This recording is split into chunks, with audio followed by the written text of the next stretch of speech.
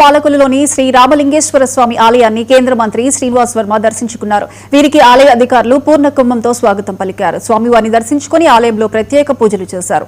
తర్వాత స్వామివారి కళ్యాణ మహోత్సవాల సందర్భంగా 100 మంది పురోహితులకు దుస్తులు, పండ్లు పంపిణీ చేశారు.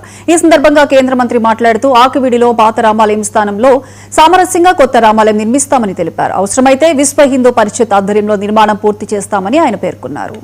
నేను చెప్పాను కదా, చూసుంటారు అందరూ. మా స్టాండ్ ఆకివీడులో అది పెద్ద సమస్య కాదు.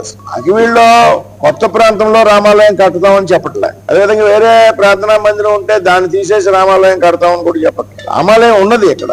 ఆ రామాలయాన్ని కొంత పునర్నిర్మాణం చాలా సంవత్సరాల నుంచి ఉంది.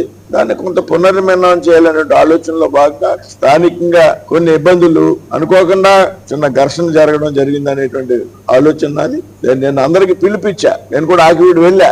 సామరస్యంగా రామాలయం నిర్మిందాం. కొంతమంది మత మార్పిడి చేసుకున్నటువంటి అప్పటికీ కూడా ఆ ప్రాంతంలో ఇది మత మార్పిడి చేసుకున్నా కానీ అక్కడ ఉన్న యొక్క దేవాలయం యొక్క ప్రత్యేకత పోదు. అది రామాలయం కానివ్వండి, శివాలయం కానివ్వండి, మరి ఏదైనా దేవాలయం కానివ్వండి, దాని చరిత్ర, దాని సంస్కృతి మారవు. కాబట్టి మీరు అందరూ కూడా దేవాలయ పునర్నిర్మాణాన్ని సహకరించాలని చెప్పడం, అందులో చాలా మంది నాతో కూడా మాట్లాడారు. మేము చాలా సానుకూలంగా ఉన్నామండి రామాలయం నిర్మాణానికి అనేటువంటి విషయాలు కొంతమంది పెద్దలు మాట్లాడారు.